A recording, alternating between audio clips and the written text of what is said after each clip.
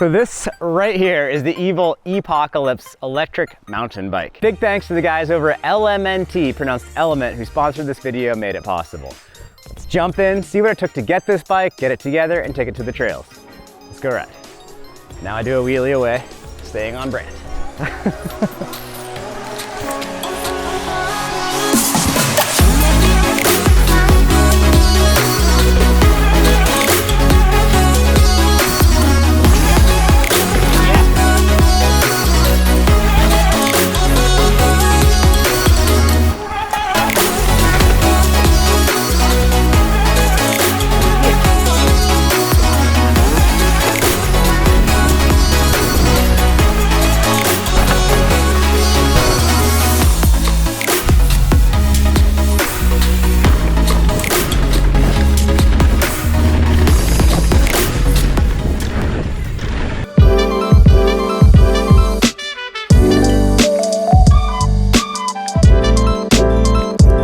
We're here at Evil Bikes to pick up an Epocalypse, their big long travel e-bike. Let's check it out. Hey guys, how's it going? It's been a minute since I've been in here. It's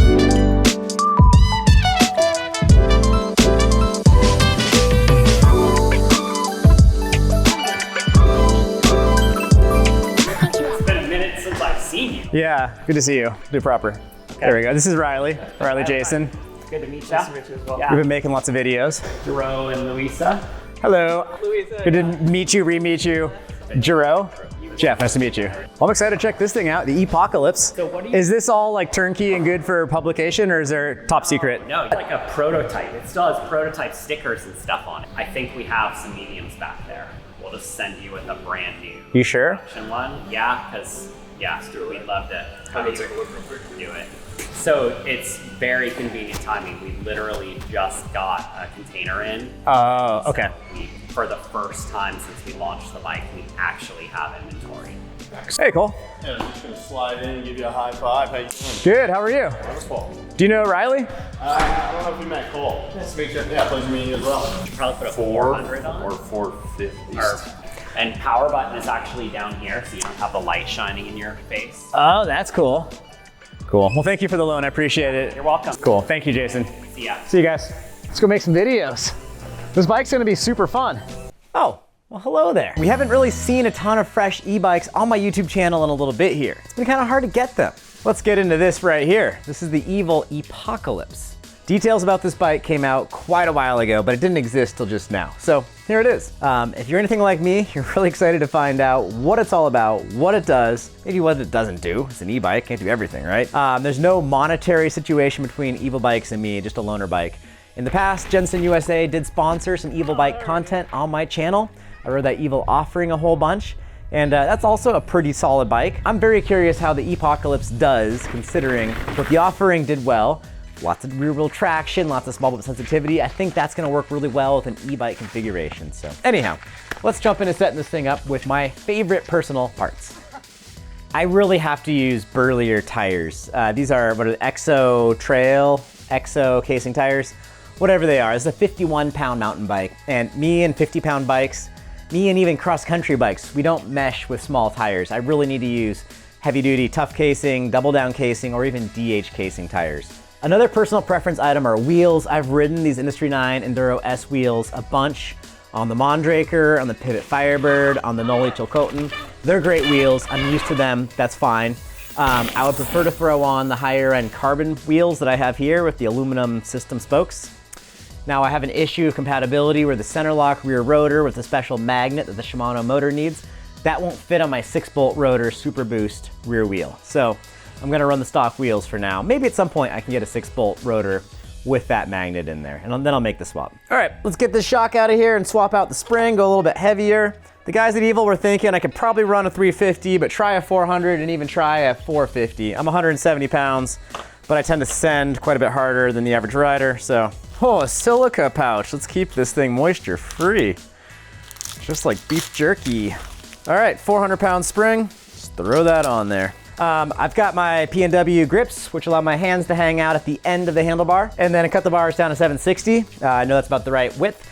I got my Maxxis Askai double down up front, and I got my Maxxis Dissector DH casing in back. Complete bike weight without pedals when I picked it up was about 51 pounds. It's probably gained a little bit more with pedals and heavy duty tires and all that. That's about what a full-size e-bike weighs these days. 630 watt-hour battery, full-size Shimano EP8 motor. This thing is ready to party. 166 rear travel, 170 up front, pretty beefy.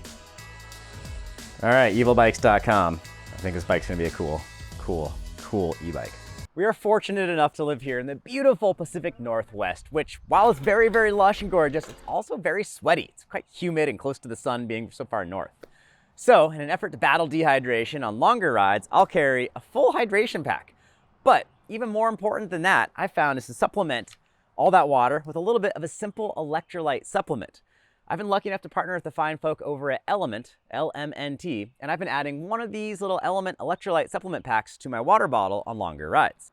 Element is a super simple mix with sodium, potassium, magnesium, and just a tiny little bit of stevia extract.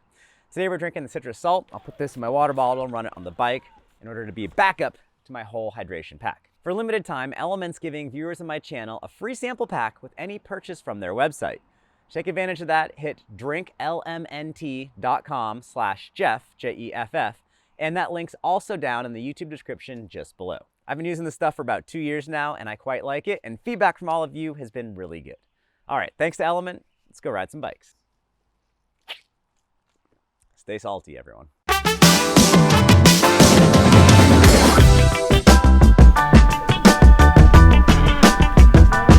So I want to try going up this trail right here because I can't ride down this trail.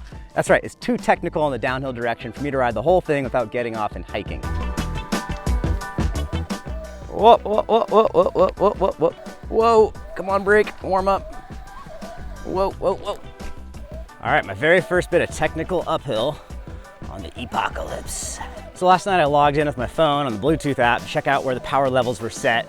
I left this in profile 1, which they call the shuttle profile. Ironically enough, it's easier to ride up the whole trail, or more feasible, than it will ever be to ride all the way down, because there's this crazy steep climb in the middle that you cannot make on a bicycle without going straight. Trials hops, not gonna do that.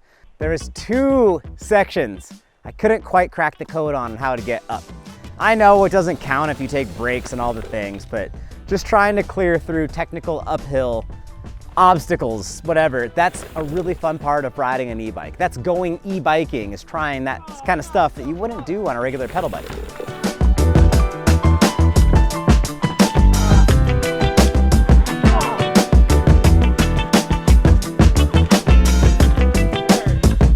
The rider cockpit, when you're sitting down on this thing, I like how slack the seat tube angle feels. After noticing how good that felt, I went and looked at the internet and the numbers say it is steeper than the Rocky Mountain, even though it feels slacker. So I'm wondering if the actual seat tube angle is slacker than the actual Rocky seat tube angle. Regardless, the amount of pressure you put on the rear wheel when you're seated on this, it's awesome. As seat angles get more forward, they also lift you really high up off the ground, which is great on a pedal bike, on a muscle bike, on an acoustic bike, however you want to see it. But when you're on an e-bike and you're trying to pedal through all this awkward stuff, you get hung up a lot when you're sitting up really high and you get tippy and it's hard to get through all that. You have to have this awkward manipulating the bike while still pedaling technique on an e-bike that previous to this invention was an absolute thing you never did on a bicycle.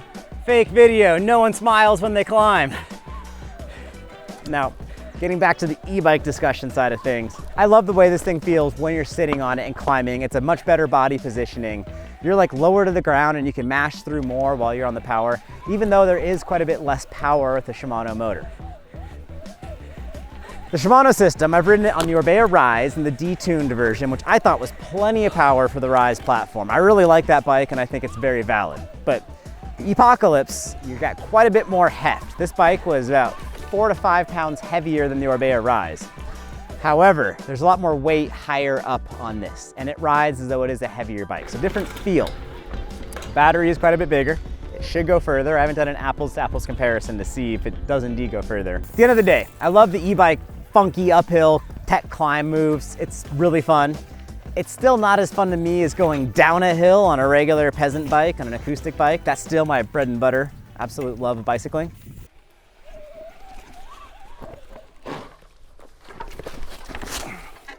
don't know if I have any hope of getting up that.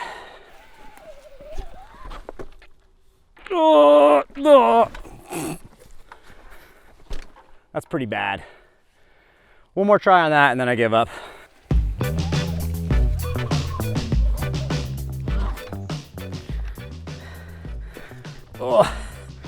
It's hard to hike up this thing.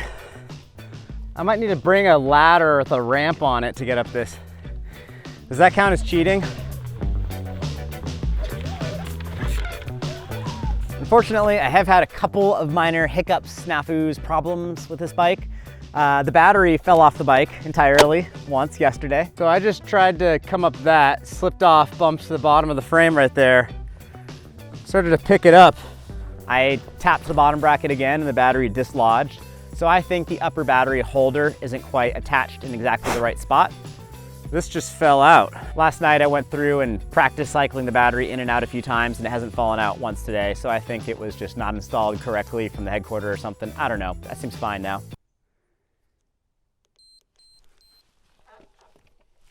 We're okay! Hey! This, in my opinion, is one of the hardest parts. There's two hardest parts. The other one that we didn't make, this one is way harder than it looks. Luckily it's dry enough, it can pedal up the off-camber rock slab down below. But then when you get here, there's like 3 different line choices. None of them are good choices. I'm gonna try far right, I'm gonna try middle. I don't think I've got any hope of left unless I have a knobbier rear tire and it dries out a little bit. Yeah, they're all hard. I just belly flopped and slid down the hill prior, looped out, so let's see how this goes. If I can not bang my pedals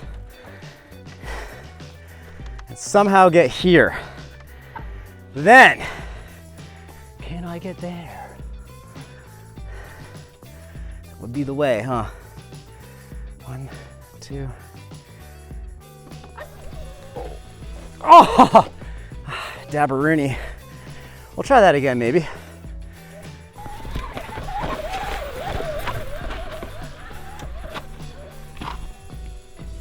I'll try to do the right side because it's the most trialsy.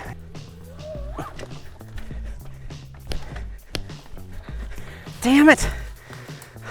Well, I think this is the one that'll get away from us. C'est la vie.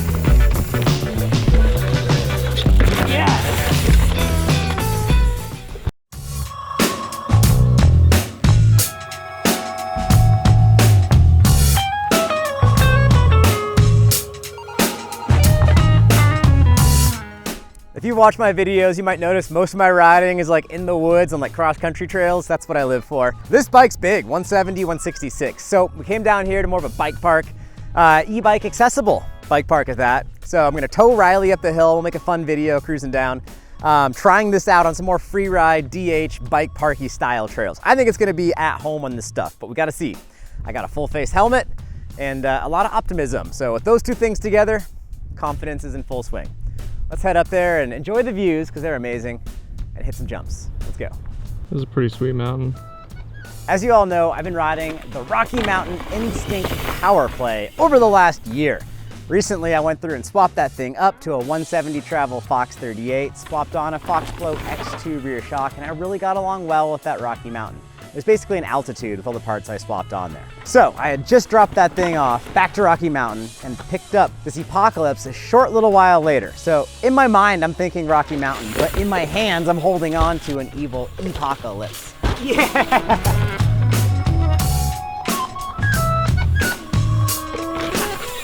They call it the Apocalypse, so I haven't seen a single zombie all day. I think I got some garlic in my backpack or something.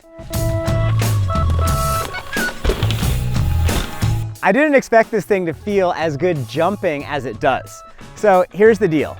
When it comes to getting the bike airborne, Delta Link suspension, to me, it hugs the ground more than some of those Horse Link bikes.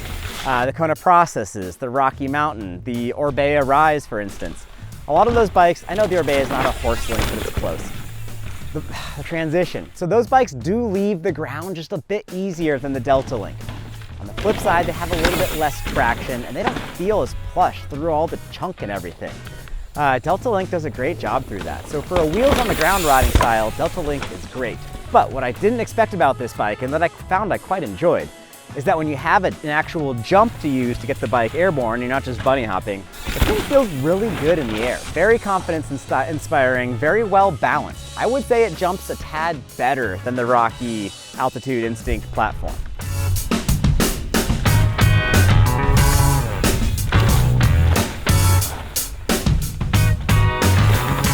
If you're riding more bike park style trails like this place here, this thing works really, really, really well. I threw on that 400-pound spring, it felt appropriate, no big issues with bottoming out the rear suspension. I bottomed the fork out a bunch of times. Oh! There's 2 volume reducers in that fork. I'm running about 60 PSI. For reference, I'm 170 pounds. The frame itself is very stiff torsionally, so I had good confidence smashing through the rough stuff. There was a rock garden and I found myself manualing into it just with zero hesitation. Manualing into a rock garden on a steep hill, like fast on a 50+ pound e-bike. I didn't think that would be something I would ever do, to be honest, until it just happened and it felt appropriate. So yeah, that's been really cool to find out. So I've never been to the top of this mountain here. I've ridden here 4 times previous. Today we went all the way to the tippy top to see the Fire Lookout Tower, which is pretty cool. Can't go into the lookout tower, unfortunately, but you get up there and you can see all the cascades. Oh, it's really cool. I think we need to drop in and try out the mountain bike trails. This is a big bike for that kind of just more raw alpine riding. The Rocky Mountain felt just a little bit smaller. I don't know what exactly it was, but the Rocky seems to have the edge for the more natural terrain, and then the Evil seems to have the edge for the more bike parky, mountain bike intentional terrain. So that's a good way to think about it. The Orbea Rise for flatter, lower angle trails for mountain bikers tend to ride works fantastic. On the steeper stuff, the Rise has old school geometry and the seat doesn't go down low enough. You know, oddly, this is only a 160 mil dropper, and I am ready to complain about not enough dropper depth. For some reason, this 160 bike yoke was more out of the way than the 170 on my Ibis Ritmo is more of a problem than this 160 over here. So it might be a slack or seat tube angle or something, but rider position on here worked out way better than I expected, and that's been pretty cool. My cornering style is generally to lean a bike over, hook a line, and carve through it and press through. And this style of bike works well with that. The rear suspension can articulate pretty easily and cycle through, so you can kind of lose some of your pump from that. This bike's like built for a riding style I don't always employ that much, where you like point and shoot, wheels on the ground. But I found it not sucking up too much speed in those more natural corners, but I do prefer a firmer suspension platform for my riding style. Again, I'm probably not all of you, but transparency. It doesn't corner bad by any means. When it's rough and you're cornering, the suspension works awesome through that stuff, which is cool to see. It does corner well while you're doing a wheelie, in case anyone was wondering. Yeah, wheelie through a corner, suspension's happy, that's good. What happens when you're completely out of battery? I don't know how long a battery lasts, I couldn't tell you. I was towing Riley up, so there was an extra bit of drag on the way up. I'm still surprised, only 1 lap. That's all right.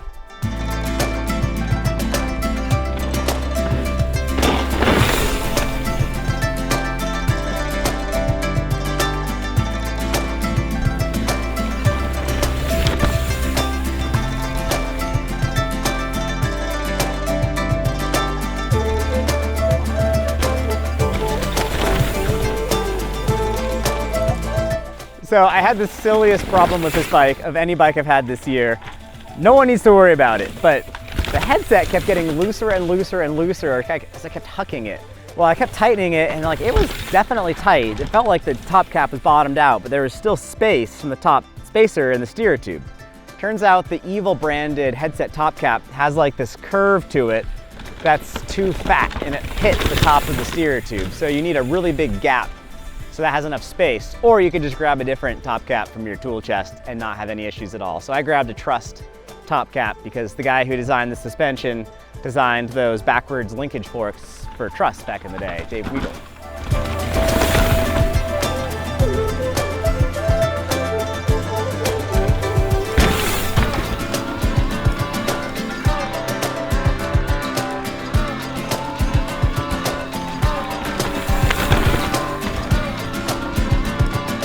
A hot topic with all e-bikes is range and battery size. Well, the Shimano EP8 motor uses a 630 watt-hour battery in this here bike. However, I found it depleting the battery incredibly quickly. Once I logged in with my phone with the Bluetooth app, I was able to find out I had the bike in Profile 1, which is pretty power hungry. Once I shifted over to Profile 2, and then even turned down the regular middle-of-the-road trail setting a little bit from there, I started to get much better battery life with this bike. I don't have enough time on this bike to give a definitive statement on how it compares to the Rocky Mountain in terms of overall battery life. But don't worry, I'm going to keep working on that and I'll come back at you with more of an update. So far I can say if you plan on doing longer rides, definitely plan on logging in with your phone and changing that profile to one that's less battery hungry. There's a bit of chatter online about the power output of these bikes. I know the Rocky Mountain has like 20% more, but I don't think that really matters at all. Even the lower power Orbea Rise, once in a while I put it in the boost setting to get through something pretty steep and technical, but bicycles have such little amount of traction with that tiny little rear tire. They have such an awkward weight distribution for climbs that I don't think bicycles really need more than like a 60 Newton meter power output. And this is coming from a total diehard moto fanatic. Thank you all for joining us. I couldn't make these videos if you guys weren't tuning in and leaving me your feedback in the comments down below. Big thanks to Element. Let me know in the comments, have you tried Element yet? I've been drinking, I think it's the grapefruit salt today. Really good. I can't wait to go make another one for the drive home. If you use that link in my description, you'll get a free sample pack with any purchase. And those guys appreciate my videos and that they help make them happen. So thanks to Element. Huge shout out to Evil for loaning me this bike. Shout out to all the guys at Evil. They make good stuff. Good team of people over there. Thanks to Riley for filming. Thanks to all of you for tuning in. And like, share, subscribe, hit the subscribe button. I'll see you guys in the comments. Thanks everyone. Peace and wheelies. Yeah, okay, this is a fun section. This is an expert level trail. Oh, a little clunky right there. Oh, the Logan line has been turned into the trail.